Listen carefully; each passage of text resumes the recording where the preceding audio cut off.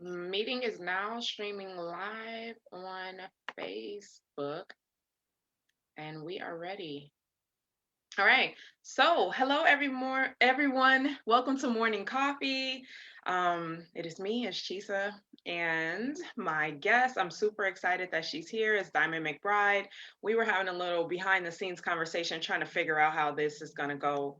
So the beauty of having her on here is that she was actually one of the people that I spoke with when I felt like this was an idea that was being downloaded to me, so that people can start their day off on the right foot and feel inspired. As you guys know, I have been doing habits and lifestyles, building healthier habits for almost 6 years now. And at some point, I had to move past the healing to actually being healed. And I feel like last year was that year for me. And so I wanted to talk to other people who are possibly either in the process of healing or they do feel like they are healed. Now I know it's a journey, but at some point you're like, oh, you know what? I'm actually past that thing. What's the next thing? And we decided that we are going to have this as a casual conversation. She said she grabbed her coffee or tea, whichever. I have mine. And so here we are. I'm just going to tell you guys how I met her, but she's going to tell you about her because who knows her better than her, right? So I met Diamond a couple of years ago. Oh my gosh, it's probably been what, 4 or 5 years ago now. We were at a church retreat, and she just really had a genuine soul, a genuine spirit. And so she actually wasn't necessarily at the retreat with us. She was our guest speaker, and I really enjoyed her. And I guess we must have connected via Facebook, and we've been, you know, distant friends ever since. And it's really a joy to know her and her spirit and who she is. Um, and I want you to tell us more about you as a whole. Please do not forget to tell us about your book because I read it. She has a daily devotional. I read it, and it's really a thing. She did a great job. She poured her heart and soul into it. So I can tell she was led to write that. So please don't be shy. This is about you. And then you have creative freedoms to tell us what healthy, healed, and whole means to you in your own words. Okay, sure. Hi, everyone. I'm Donna McBride. Yes, I'm an author. I do have a devotional called Crown with Purpose. It's a devotional for women. I am an educator. I serve in the capacity of a professor to an academy in DC. And then I'm also a business administration strategist where I have my own consulting firm that provides office administration and management to business owners, leaders, corporations in the capacity of helping, high profile business owners and leaders to manage their office procedures and their staff. So I have a few different hats, but under my company as well, I also have a community of women called Cultivate Her. And Cultivate Her provides training and development for women entrepreneurs and just a safe space for them to be able to grow and cultivate their gifts and talents within the passions that they choose. So that's a little bit about me. And I'm so honored to be here. Chisa, it's been so great knowing you. You have definitely um, grown so much since we met, for one, both of us. But then also, it's been great to be alongside the different journeys that we both have. I always watch you on Habits and Lifestyle in your group, and I just watch how consistent you are with everything that you do. And it inspires me to try to develop better habits and lifestyles for myself and stay consistent as well. So the invite here was just, it was going to happen. Absolutely, absolutely.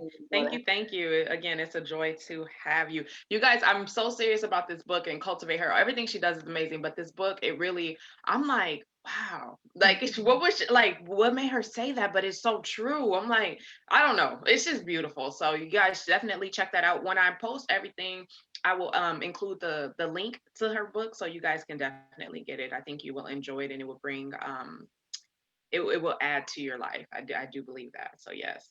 So Oh, yes, go ahead and start, please, please. You have the floor for the next 30-ish minutes on telling us what healthy, healed, and whole means to you. okay. Right. So you gave me 30 minutes to answer three questions. I know, and you don't necessarily have to use the whole 30 minutes. This is just us chit-chatting and like we do when we have our Zoom coffee dates. So here we go. No, that's awesome. So it's so interesting that you bring up the book because actually my journey to writing the book, it was a pretty interesting one. And the fact that it came at a time where I was trying to become healthy, whole, and just get my life right, you know.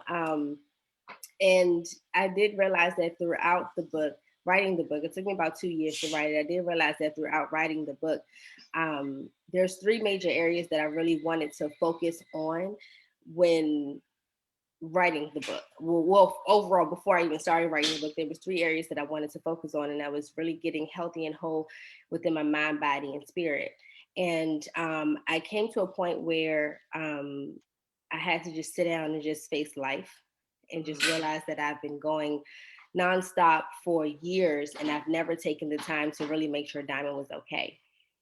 So throughout that journey, I took some time off from work for about 3 months, and I was able to hone in on those three areas, the mind, body, and spirit. And during that time is where I felt God calling me to start writing the book, even though I was scared. But the book brought so much healing to me because it was me dealing with my own life situations and with my own stuff, but in a narrative where I'm helping other women do the same exact thing. So when thinking about, what is being healthy, there's so many different areas, but for me personally, I believe it's really taking the proper measures to make sure that my entire being is okay. Really taking the proper measures to make sure that, if I'm not okay, nobody is going to be okay. I do have a husband, I do have two beautiful boys, and they rely on me. And so I had to figure out what do I want? What's going on with my mind? What's going on with my mental health? What's going on with my body? What's going on with my spirit? And more importantly, what's going on with me? So I took those 3 months to get to know me, and I reintroduced myself to myself mm, in a sense. But when thinking about, like, defining healthy for me, like for my mind, that definitely became an issue because I had mindset issues around different aspects of life, around money, around relationships, around what I'm supposed to be as a wife, what I'm supposed to be as a mom. My mindset was just not where I felt like it should have been. My mental health wasn't there, which is why I took the time off of work to find out what's going on, because I felt like I was about to have a mental break. My mental capacity was not at a point where I felt God was calling me to, because I know that He wanted me to do more. And in order for me to do more, I had to feed my mind. I had to feed my mind with scripture. This was just my personal journey, but I chose to feed my mind through scripture. I chose to feed my mind through reading different books on business, and just set a new direction and set a new course for myself. Then I had to think about, okay, so what's going on with my body? What's wrong with it? What's going on? Why am I always getting sick? Why am I always I just don't feel like I'm 100%. I got married, got happy, got some happy weight. So I did feel like, okay, do I need to come down some, my appearance? So I started thinking about my body overall. So what are my surroundings? What am I surrounding myself with? How does my lifestyle fit the lifestyle that I want for myself or for my body? My physical health, my fitness. I started working out. Um, and just internal issues, like I need to change the way that I treat my body and treat myself, so that I can make sure that my appearance looks a certain way, mhm, not for anyone else, but just for me. And so, and then I had to recognize that at the end of the day, I am a spirit being. If I'm not taking care of my spirit, if I'm not nourishing that specific piece of me, I can't be 100%. So that in itself is my connection with God, my relationship with God, my spiritual disciplines and behaviors. And just one thing that I really learned during this time where I took the time off was I wanted to be more self aware. I wanted to know my triggers. I wanted to know what made me act in the unhealthy ways that I was acting, and how I can be able to get to the root cause of that and bring it to the light and bring it to God for Him to be able to work on and fix with me. And the funny thing is, that journey on the spiritual journey is what brought the book out, because as I started writing in my own personal journal about all these different things in scripture, I started studying scripture and how it relates to me as a woman. That's how I was able to get the book. yeah. So Yeah. I'm That's a very happy. beautiful story. I love it. And I don't want to cut you off. So if you're still talking, I'm just gonna listen. But I was over here taking notes. Always taking notes. Yes, awesome. Go ahead. The mindset issues, I love that part. I'm happy that you were able to recognize that there were some things that needed to go on with the way that you thought in order for these changes to even take place. We did have someone on here who said that they're here, but they can't hear us, and I didn't want to be rude while you were talking, but now I can respond that you said that. But I love the mindset issues. It was something else that you said that stood out to me. Um, the mental capacity, I thought that was awesome because I think that sometimes we don't realize that certain things that we might ask for or pray for is going to take us to another level, but we have to be able to we have to be able to maintain it and to receive it. And so, ooh, that preparation for whatever it is you want or whatever your purpose is, I like that as well.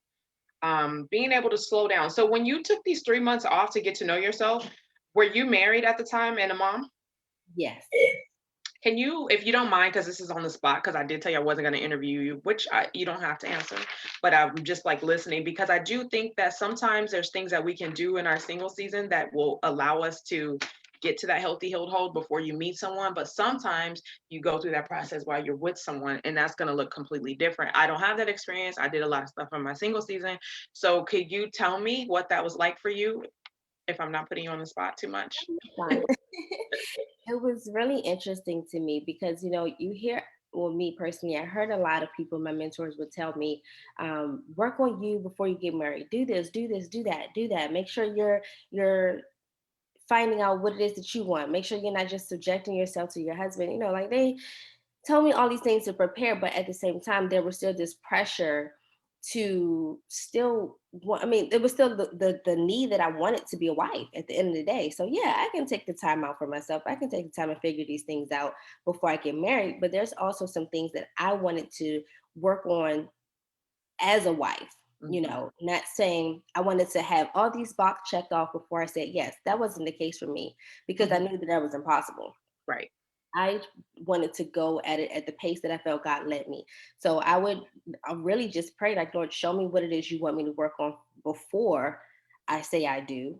And Hmm. he showed me some of the things that I needed to work on. But there's also things that you're going to work on after you say you do that works for you as a unit, you as a family. So yeah, I could have taken another 3 months or however long to prepare myself to before I became a wife, but that just wasn't my decision. It wasn't the direction that I have taken. But I did realize once I did get married, because this happened about a year after I got married. Once I did get married, there was a lot of pressure that I put on myself that caused me to get to the point where I needed to take a break.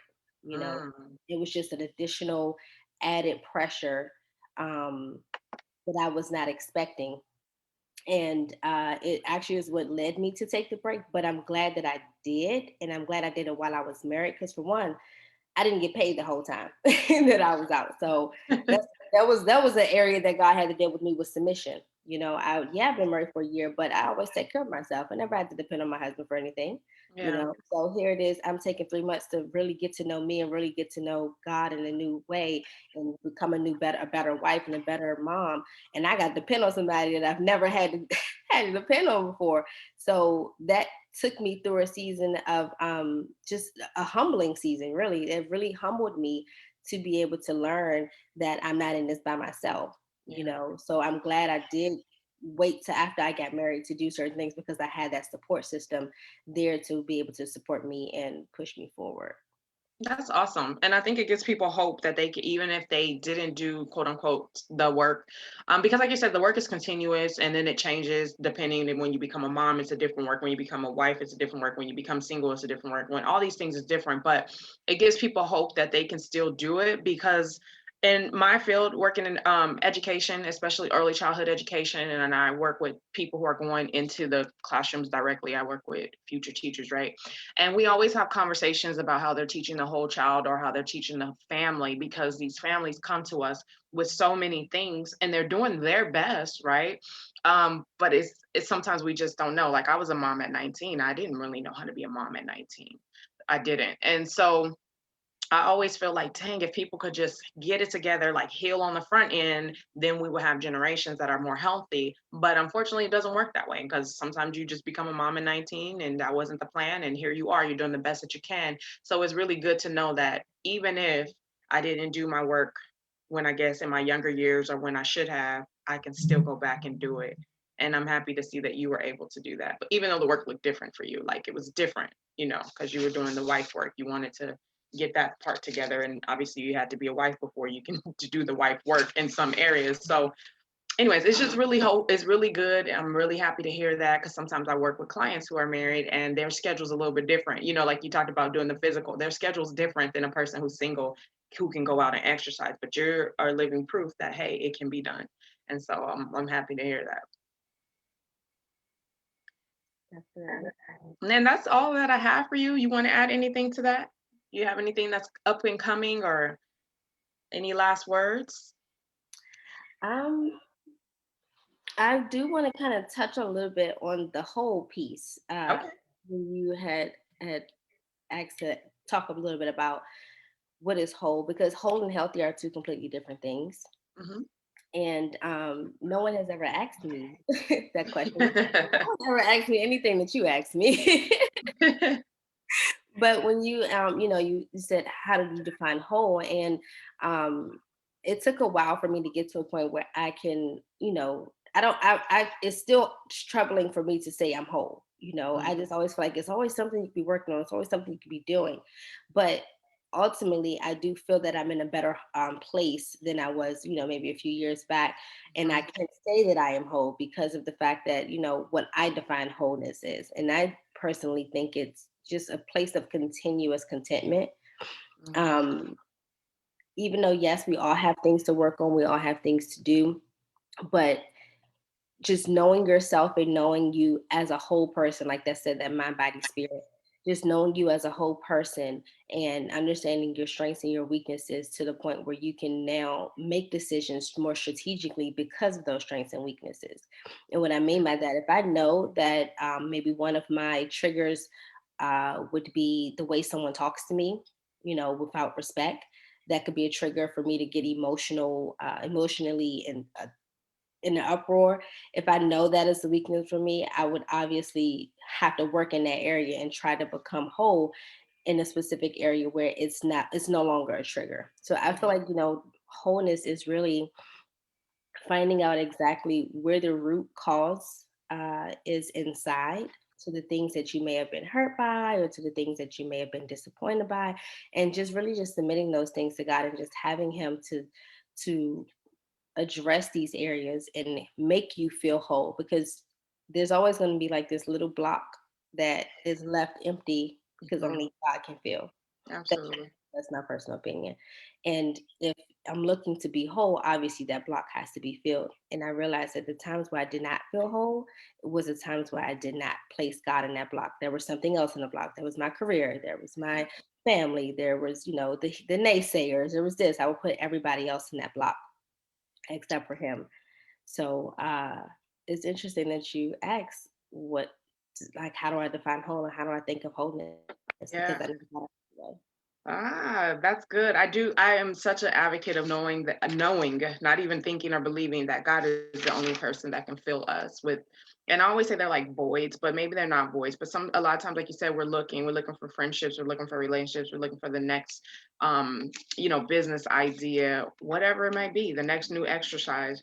And it's really when you allow God to fill your voids that you do have that contentment. Yeah, I found the new next exercise, but if I didn't find it, I would still be okay. You know what I mean? And so that contentment piece, absolutely. I had to learn that. I had to really learn that. Good That's stuff. awesome. Thank you for sharing. I appreciate you. No problem. Thank you. You are welcome. And I also like one last thing what you said about letting God tell you, like searching God through the scripture.